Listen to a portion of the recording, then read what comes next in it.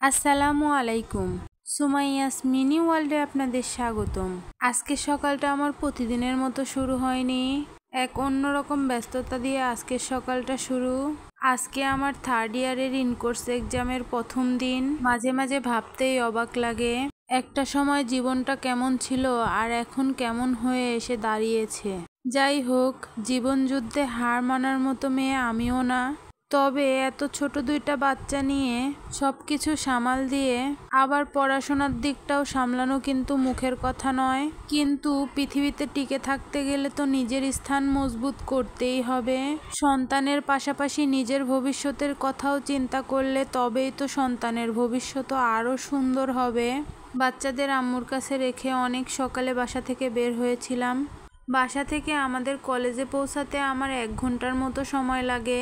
বাচ্চাদের সামাল দিয়ে তেমন কিছুই পড়তে পারিনি, তবুও এক্সাম ভালো হয়েছে আলহামদুলিল্লাহ। পরীক্ষা শেষ করে বান্ধবীর সাথে বাহিরে এসে একটু বসেছিলাম। পরীক্ষা শেষ হওয়ার পরে আর কোনো দিকে তাকানোর সুযোগ নেই, এখন আবার বাসায় চলে যাচ্ছি।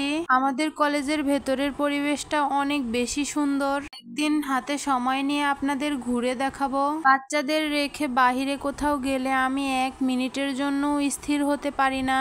এটা মনে হয় শুধু আমার সমস্যা না, সব মায়েদের ক্ষেত্রেই এমনটাই হয়। কিন্তু কি আর করার, জীবন তো তার নিজ গতিতে চলবে, এটাই বাস্তবতা।